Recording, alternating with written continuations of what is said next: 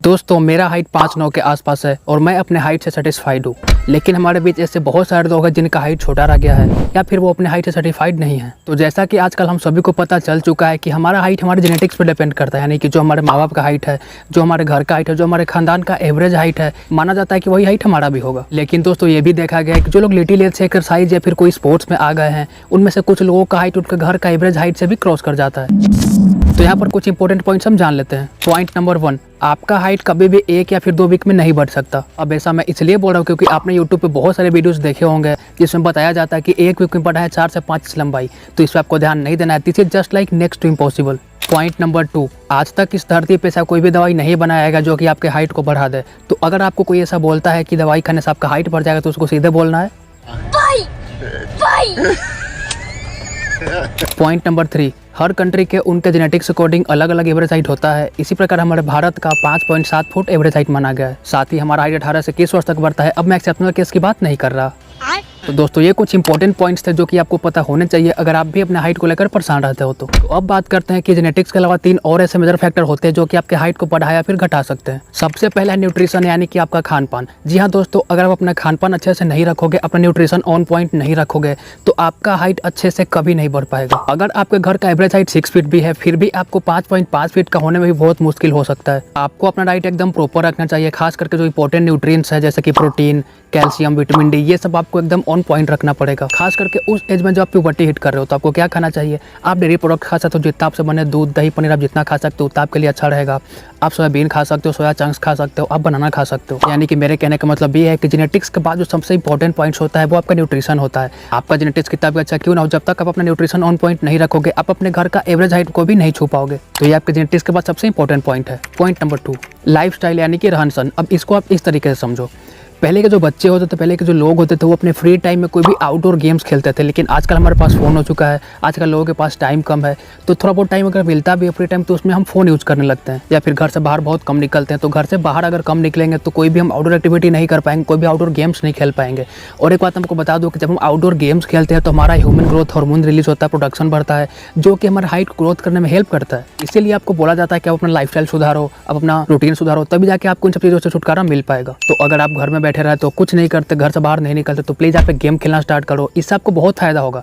आप मोबाइल्स को भी छोड़ पाओगे, मोबाइल से आपका छुटकारा मिलेगा, आपको मजा आएगा। साथ ही आपको इस तरीके का जो प्रॉब्लम होता है हाइट रिलेटेड, ये सब आपको कभी भी देखने को नहीं मिलेगा। Point number 3 and one of the most important point, that is workout. अब वर्कआउट आपको बहुत हैवी करने नहीं बोला जा रहा है, आपको नॉर्मली बस अपने फुल बॉडी स्ट्रेच पे ध्यान देना है। अब आप वर्कआउट में क्या करोगे? तो सबसे पहले आप स्कीपिंग कर सकते हो। स्कीपिंग मतलब रस्सी कूदना। अब रस्सी कूदने से क्या फायदा होगा कि आपका वार्म अप भी हो जाएगा, साथ ही आपका पूरा बॉडी गर्म भी हो जाएगा आगे का जो वर्कआउट करना है उससे पहले, जिससे आपका पूरा वर्कआउट अच्छे से जाएगा। यानी कि ये आपको बहुत फायदा भी करेगा, साथ ही आपके वार्म अप के तौर पे भी एक एक्सरसाइज काम करेगा। मुझे करना नहीं आता, नहीं तो आपको करके दिखा जाता, लेकिन अगर आपको आता है तो आप इसको जरूर से करना।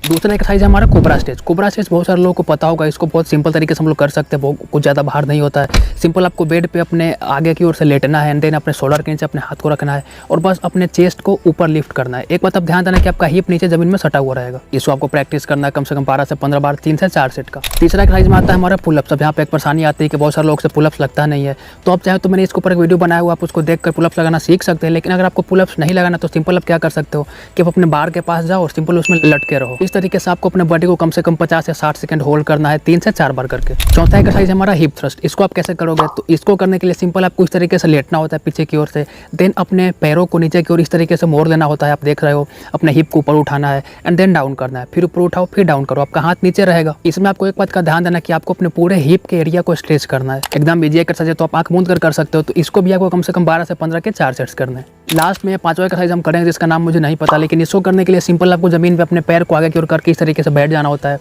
एंड देन आप देख रहे होगे आपको अपने हाथों से अपने टो को टच करने का प्रयास करना है। अगर वो आपके लिए इजी है तो आप कोशिश करें एक स्टेप और आगे जाने का। आप कोशिश करें कि आप अपने नाक को अपने घुटना में सटाएं, इससे आपका पूरा स्पाइनल कोड स्ट्रेच होता है। आप एक और करके देखो, आपको बहुत मजा भी आने वाला है। तो इसको भी आपको प्रैक्टिस करना है कम से कम 15 से 20 के 4 सेट्स। तो दोस्तों ये एक्सरसाइज आप ट्राई करना, हो सकता है कि आपका हाइट बढ़ जाए। लेकिन एक चीज़ मैं आपको यहीं पे क्लियर कर दूं कि अगर आपका जेनेटिक्स कमजोर है तो भैया ये वीडियो से या फिर ये एक्सरसाइज या फिर कोई अलग एक्सरसाइज से आपको कोई भी हेल्प नहीं मिलने वाला है। अगर आपका जेनेटिक्स कमजोर है तो आपके लिए बेहतर होगा कि आप कोई भी दवाई के चक्कर में, कोई भी वीडियो के चक्कर में, फिर कोई भी इन्फ्लुएंसर के चक्कर में ना पड़े। जो सच्चाई है उसको आपको एक्सेप्ट करना पड़ेगा। और ऐसा भी नहीं है कि अगर किसी का हाइट छोटा रह जाता है तो अपने टैलेंट को नहीं दिखा सकता, वो कुछ नहीं कर सकता है।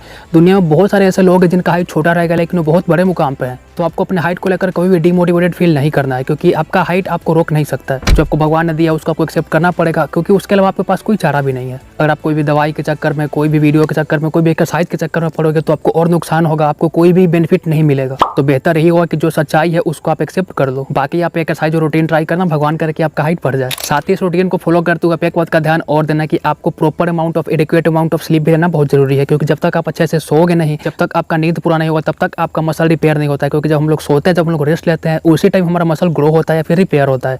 तो एडिक्वेट अमाउंट ऑफ स्लीप लेना आप लोग मत भूलना। तो यही थी वो पूरी वीडियो हाइट को लेकर। आपको कैसा लगा कमेंट करके जरूर से बताना। उम्मीद करता हूँ कि आपको आज की वीडियो से थोड़ी बहुत हेल्प जरूर से मिली होगी। तो अगर मेरा मानना सही तो वीडियो को लाइक करना। साथ ही अगर आपको इस वीडियो में कोई भी कंफ्यूजन आएगा तो सिंपली आप कमेंट में पूछ सकते हो, या फिर इंस्टा का लिंक डिस्क्रिप्शन गिवन है, आप वहाँ पर मुझे फॉलो करके भी पूछ सकते हो। चैनल पे पहली बार तो सब्सक्राइब करना, साथ ही अगर फेसबुक देखो तो फॉलो जरूर से करना, ताकि जब भी मैं कोई आगे वीडियो अपलोड करूँ उसका नोटिफिकेशन सबसे पहले आपके पास पहुंच पाए और आप उस वीडियो का बेनिफिट उठा सको। तो बस आज के वीडियो के लिए इतना ही। देखने के लिए आपको बहुत बहुत धन्यवाद। मिलता हूँ नए वीडियो में किसी नए टॉपिक से, तब तक के लिए हर हर महादेव।